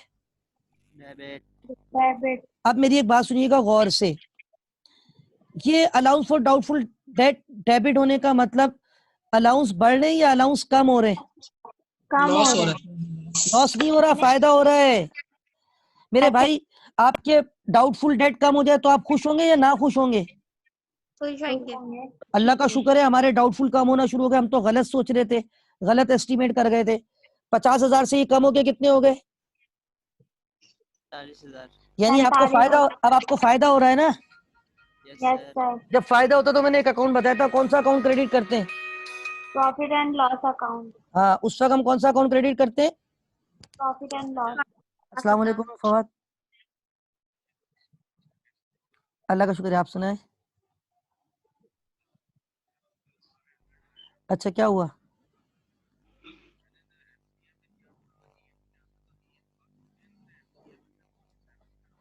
अच्छा फवाद, मैं भी क्लास ले रहा हूँ, जुम्मे के बाद बात करूँ तुमसे, नमाज के बाद? ठीक है, मेरी भी क्लास चल रही है। ठीक है, असल में 1 बजे ऑफ करनी है, नमाज का टाइम है ना बच्चों को। ठीक है, क्लास के बाद कल भी तुम कॉल कर दे मेरी क्लास, ऐसा कर लेते हैं, ठीक है, या मैं खुद कॉल बैक कर लूंगा। ठीक है, ओके, अल्लाह हाफिज। अच्छा स्टूडेंट्स, कहाँ तक पहुंचे थे? हाँ, हम एडजस्टिंग एंट्री रिकॉर्ड कर रहे थे कि हमारा जो प्रोविजन है वो कम हो गया। प्रोविजन हमारा पहले कितना था? 50। ये मैंने आखिरी केस ऐड किया था ना, ये भी होता है, रियल लाइफ में भी होता है, इसीलिए मैंने ये केस ऐड किया है। ठीक है, ओपनिंग बैलेंस जी सर 5,000 जो है मतलब वो हमारा कम हो रहा है ना, तो नेगेटिव में आ रहा है, मतलब कि हम उसे माइनस में नहीं लिख सकते? नहीं, माइनस में नहीं लिखते हैं। देखिए ये कॉन्ट्रा एसिड अकाउंट है, ये बढ़ता है तो क्रेडिट, कम होता है तो कम होता है तो डेबिट। हाँ, अब एक minute, allowance for doubtful date debit किया, कौन सा अकाउंट में यहाँ क्रेडिट करूंगा? Profit and loss. हाँ, क्योंकि जब अलाउंस फॉर डाउटफुल डेट कम होंगे, ये अच्छी बात है या बुरी बात है? अच्छी बात। अच्छा, ये हमारी यानी हमारी इनकम बढ़ रही है ना? जी। इनकम बढ़ती है तो डेबिट या क्रेडिट? इसीलिए प्रॉफिट एंड लॉस। इसका मतलब है आज मैंने 2 जगह पे प्रॉफिट एंड लॉस बताया। एक, जब पुराने पैसे जो राइट ऑफ कर चुके हैं वो पैसे मिल जाए तो cash debit, profit and loss account credit. और दूसरा, जब कोई एंट्री में provision allowance for doubtful date बजाय बढ़ने के क्या हो जाए तो अलाउंस फॉर डाउटफुल डेट उसका क्रेडिट नहीं होता जब कम होते, तो क्या डिफरेंस कहाँ पे आ रहा होता है? डेबिट साइड पे। Allowance for doubtful date debit, profit and loss account credit. ये मिटा रहा हूँ जो मैंने हाईलाइट किया था एडजस्टिंग एंट्री, क्योंकि वो पीडीएफ पे फिर मसला होता नजर नहीं आता। एक्चुअल रिक्वायरमेंट एडजस्टिंग एंट्री थी, 3 केस में एंट्री बनी, एक में नहीं बनी, सारी चीजें समझा दी है। ये आज का कौन सा क्वेश्चन था? बोले जी, बोले। बैड डेट एक्सपेंस को हमने क्रेडिट क्यों नहीं किया? बैड डेट एक्सपेंस को क्रेडिट क्यों नहीं? देखिए बात वही है, अगर हम बैड डेट एक्सपेंस को भी क्रेडिट करेंगे तो भी एक्सेप्टेबल है, क्योंकि एक्सपेंस क्रेडिट होगा तो एक्सपेंस कम होगा, एक्सपेंस कम होगा तो अल्टीमेटली क्या बढ़ जाएगी? इनकम जी, वो भी कर सकते हैं। असल क्योंकि में उसके लिए हमने जब पहले ये राइट ऑफ किया होगा 50,000 तो हमने उसको डेबिट किया होगा ना बैड डेट को। कर सकते हैं, एक ही मतलब है। ये हम यहाँ क्रेडिट कर रहे हैं ना, कौन सा अकाउंट क्रेडिट कर रहे हैं हम यहाँ पे? Profit and loss. हाँ, तो ये एक ही मतलब है, प्रॉफिट एंड लॉस को क्रेडिट करना या बैड डेट एक्सपेंस को क्रेडिट करना। क्यों? जब मैं बैड डेट एक्सपेंस क्रेडिट करूंगा तो मेरी क्या बढ़ जाएगी? इनकम। और इनकम बढ़ जाती है तो क्या हो जाती है? Credit. Is that clear? Yes sir. ठीक है, एक ही बात है। असल में मसला है कि हमारा एग्जामिनर ना प्रॉफिट एंड लॉस का वर्ड यूज करता है। जब मैं सीए वालों को पढ़ाता हूँ ना, तो वहां पे मैं यही बैड डेट एक्सपेंस क्रेडिट करता हूँ, क्योंकि सीए वालों का एग्जामिनर प्रॉफिट एंड लॉस को क्रेडिट कर रहा होता है। राइट? ठीक है। अच्छा भाई, एक आखिरी छोटा सा कॉन्सेप्ट देके एक आखिरी सवाल करवा रहा हूँ। 10 मिनट का सवाल है, छोटा सा, अब इतना मुश्किल सवाल नहीं है। एजिंग का कॉन्सेप्ट दे रहा हूँ, ठीक है? और फिर ये क्वेश्चन नंबर कौन सा हो जाएगा आज का? 3। हाँ, ये 3 पेज की फाइल आपको मिल जाएगी पीडीएफ, जिसमें क्वेश्चन 1 2 3 तीनों होंगे और बैड डेट्स डे 3 के नाम से। ठीक है, ये क्वेश्चन मैं यहाँ पे पेस्ट कर रहा हूँ, उसकी रिक्वायरमेंट भी पेस्ट कर रहा हूँ, वो समझा रहा हूँ। 10 मिनट का सवाल है, हो जाएगा 1 बजे तक इंशाल्लाह, बड़ी आराम से। ठीक है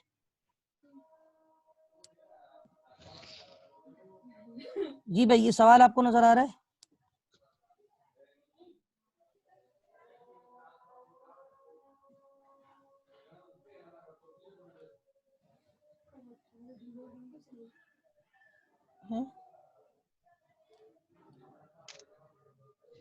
एक मिनट होल्ड कीजिएगा, मैं जरा सवाल स्केच कर रहा हूँ।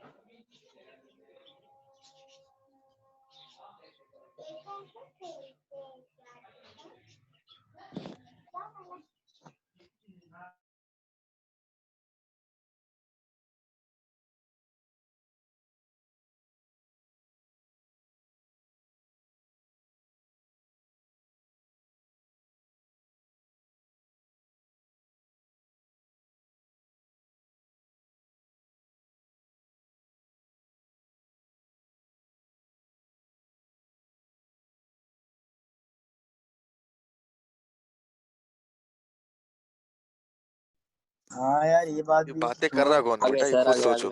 आ गए सर, आ गए।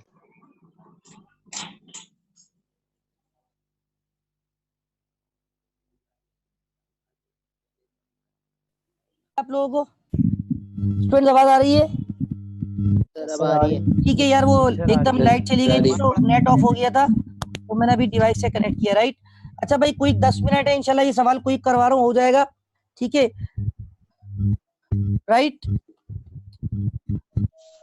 स्टूडेंट्स? यार किसी का माइक शोर कर रहा है प्लीज यार, ये कौन है? सर अन्नू भाई है। जी अन्नू भाई को मैंने म्यूट कर दिया। अच्छा प्लीज साइलेंट। क्वेश्चन नंबर 3 नजर आ रहा है स्क्रीन पे?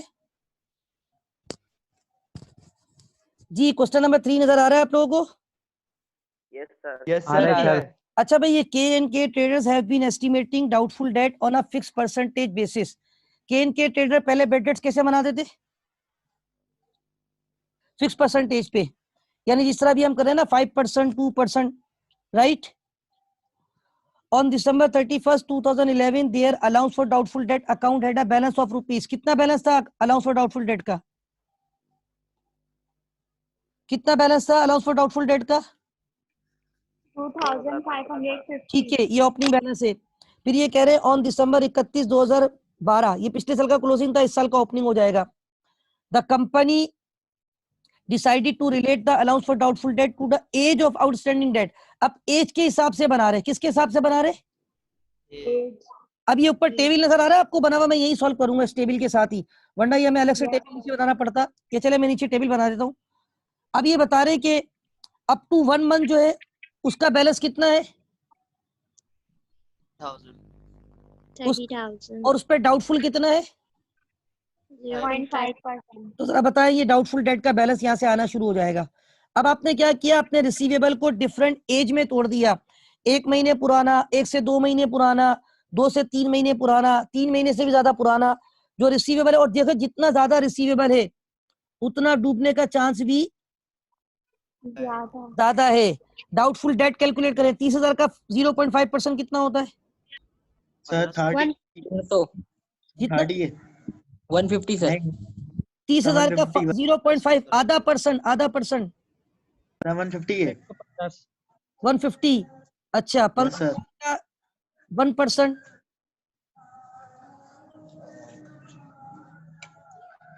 सर इसके 150 है 150 है, ओके। 6,000 का 2.5%। 150 है सर। तीसरा वाला 150। ये भी 150 है। Yes sir. सर। और ये 2,000 का कितना परसेंट? 5%। 100 रुपए सर। 100 रुपए। इन चारों को प्लस कर दो। 500 कितना? 550। 550। अब आपको पता है ये 550 क्या आ गया? सर इसका एंडिंग बैलेंस आ गया। क्या बात है, ये आ गया अलाउंस फॉर डाउटफुल डेट का एंडिंग बैलेंस। यानी कौन सी तारीख पे? 31 दिसंबर दिसंबर 31। और 2012। वेरी गुड, आ गई बात समझ में? मतलब एजिंग में क्या होता है? ये एज का कॉन्सेप्ट है। किसका कॉन्सेप्ट है? एज का मतलब उम्र होती है ना। जितना पुराना रिसीवेबल है, जितनी उसकी उम्र ज्यादा हो रही है, डूबने का चांस भी ज्यादा है। क्यों? जितना पुराना होता जा रहा है, हम कांटेक्ट कर रहे हैं, वो रिप्लाई नहीं कर रहा, हम बोल रहे हैं पता नहीं क्यों रिप्लाई नहीं कर रहा, पैसे नहीं देगा, क्या कर रहा है, क्या चक्कर है, आउट ऑफ कांटेक्ट हो गया है। तो जितना पुराना रिसीवेबल होता है उतना डूबने का चांस भी ज्यादा होता है ना। तो ये देखो कितना पुराना होता जा रहा था, तो उतना देखो, जितना देखो जो करंट है बिल्कुल 1 महीने पुराना है, उसका डूबने का चांस हमने सिर्फ कितना रखा है? 0.5%। हाँ, जो उससे पुराना है 1%, उससे पुराना 2.5%, उससे ऊपर 5%। तो एजिंग का कॉन्सेप्ट है। इसमें हमने क्या किया, पिछले सवालात में हम सिर्फ सिंगल परसेंटेज लगा रहे थे। फॉर एग्जांपल 5% लगा दिया, कहीं पे 10% लगा दिया।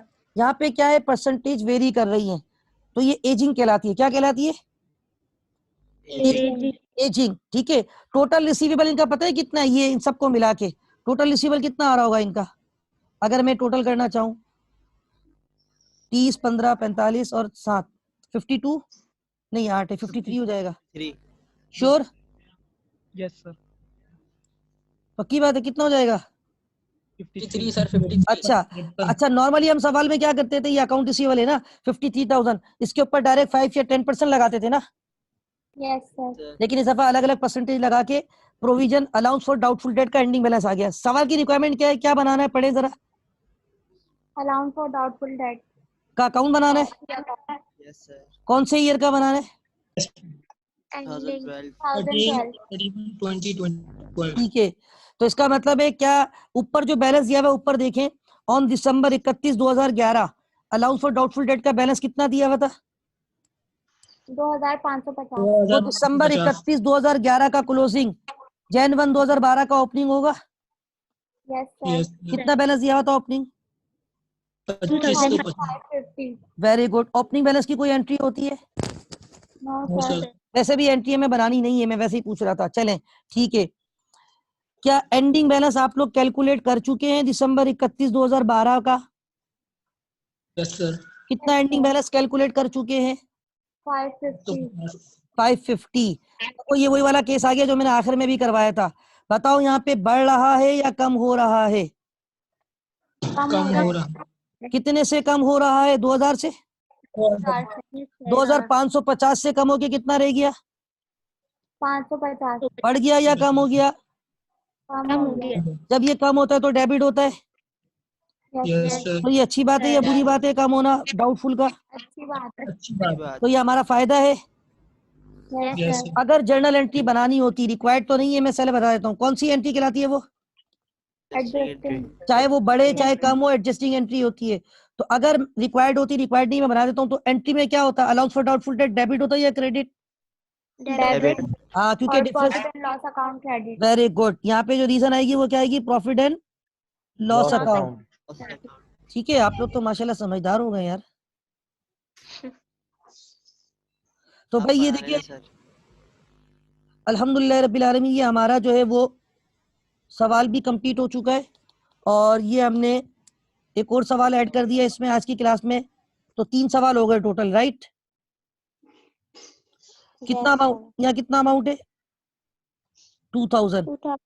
ठीक है, आप लोग एक मिनट लाइन पे ही रहिएगा, मैं चाह रहा हूँ कि ये फाइल कन्वर्ट करके ना आपको अभी अभी भेज दूं। ये 3 सवाल होंगे, इसमें 1 2 3 करके 3 पेज की फाइल है, तीनों के सॉल्यूशन मौजूद हैं, तीनों पेज पे सवाल भी मौजूद है, सॉल्यूशन भी कॉम्प्रिहेंसिव मौजूद है, राइट? इस सवाल में सिर्फ क्या बनाना था? T account. T account. लेकिन हमने टी अकाउंट के साथ इसमें क्या ऐड कर दिया समझाने के लिए? Adjusting entry. Adjusting entry, right? Yes sir. अच्छा भाई, ये मैं 1 मिनट, 3 4 5 पेज है ना, पेज नंबर ये 3 4 और 5 हो जाएगा ना, 3 4 और 5। ओके, तो ये मैं फाइल को प्रिंट कर रहा हूँ, प्रिंट कर दो भाई इसको। प्रिंट आपने करना है फंडामेंटल ऑफ फाइनेंशियल अकाउंटिंग के फोल्डर में, यहाँ पे। ठीक है भाई, इसको सेव कर दो। नहीं, ओवरराइट नहीं करना, इसका नाम रखेंगे। इसका नाम क्या रख दूं? बैड डेट्स 3 रख दूं? Yes sir. ठीक है भाई, इसका नाम जो है हम ऐड कर देते हैं यहाँ पे, bad debts day 3। Bad debts लिखा है और ये हो जाएगा DAY डे और ये 3। ये फाइल सेव हो गई, एक मिनट सेव हो जाए। जी भाई, फाइल सेव हो रही है। मैं आपको जितने व्हाट्सअप खोल देता हूँ और फौरन आपको व्हाट्सअप से जो है ना, कंप्यूटर से इसको ईमेल भी कर दूं, ताकि फिर जुम्मा है ना, फिर नमाज पढ़ने चले जाऊंगा, फिर देर हो जाती है, फिर मेरी क्लास भी होती है नमाज के बाद, तो फिर मैं भूल जाता हूँ। भाई नेक्स्ट क्लास कब है पता है आपको? कल इंशाल्लाह सुबह कितने बजे क्लास है? भाई ये फाइल बन गई है, पेज 1 पे क्वेश्चन नंबर 1 आ रहा है, पेज 2 पे क्वेश्चन नंबर 2 आ रहा है और पेज 3 पे क्वेश्चन नंबर 3 आ रहा है। ठीक है, with solution, with answer, with questions. ठीक है, अच्छा कल की क्लास एक चीज ध्यान में रखिएगा, बहुत इंपॉर्टेंट होगी, इसलिए कि कल मैं एडजस्टमेंट स्टार्ट करने का मेरा प्लान है। क्या पढ़ाऊंगा इंशाल्लाह? एडजस्टमेंट। और एडजस्टमेंट जो है ना, वो बेसिकली एक्रूवल एंड प्रीपेमेंट के नाम से चैप्टर है। ये फाइनल अकाउंट जो होता है ना, आपका जो मेन फाइनल अकाउंट शुरू करवा रहा हूँ मैं इंशाल्लाह। कुछ चैप्टर मैंने होल्ड किए अभी, वो मैं बाद में पढ़ाऊंगा, लेकिन फाइनल अकाउंट की तरफ जा रहा हूँ। तो ये फाइनल अकाउंट जो होता है, ये आपका बड़ा इंपॉर्टेंट चैप्टर होता है, राइट? तो ये फाइनल अकाउंट का पहला पार्ट होता है एडजस्टमेंट। क्या होता है? पहला पार्ट एडजस्टमेंट। तो एडजस्टमेंट में इंशाल्लाह स्टार्ट कर रहा हूँ, और एडजस्टमेंट बहुत इंपॉर्टेंट चैप्टर है, ध्यान में रखिएगा, क्योंकि एडजस्टमेंट समझ आएगी तो फाइनल अकाउंट समझ में आएंगे। ठीक है, तो कल की क्लास किसी ने मिस नहीं करनी है, राइट? Yes sir. कल इंशाल्लाह क्लास नॉर्मल जो हमारी होती है कितने बजे होगी? 11:30। 11:30 से इंशाल्लाह 1:30 बजे तक होगी, तो वो क्लास आप लोगों ने मिस नहीं करनी है। और ये जो मैंने पढ़ाया, ये लेक्चर आप लोग रिवाइज कर लीजिएगा, ठीक है? और ये मैंने फाइल एक ग्रुप में तो भेज दी है, सेक्शन जी बॉयज को शायद मिल गई होगी, मिल गई है? देखें। यस सर, मिल गई है। अच्छा, अब मैं ये जो है फाइल बाकी ग्रुप में भी फॉरवर्ड कर देता हूँ। सेक्शन जी बॉयज के बाद ये हो गया सेक्शन जी गर्ल्स, और उसके बाद आ जाए आप ये FFA B boys, FFA B girls, A girls और ए बॉयज, NNC। भाई ये सारे सेक्शन में चेक कर लें, फाइल आप लोगों को मिल गई है जो मैंने आज पढ़ाया। आ जाए बी वाले ग्रुप में। बाकी ये लेक्चर में कह रहा हूँ, कल और परसों के लेक्चर भी अल्हम्दुलिल्लाह रिकॉर्ड हो गए, आज का भी इंशाल्लाह रिकॉर्ड हो जाएगा, कल का भी रिकॉर्ड करेंगे इंशाल्लाह। फिर वो चारों में एक साथ, इससे पहले के सारे अपडेट हो चुके हैं वेबसाइट पे, ये चारों इंशाल्लाह कोशिश करूंगा कल ही अपलोड करवा दूं, राइट? फाइल सबको मिल गई, सारे ग्रुप में आ गई, मिल गई। ठीक है भाई, दैट्स ऑल फॉर टुडे। जुम्मा मुबारक, अल्लाह हाफिज़ व नासिर, पाकिस्तान जिंदाबाद।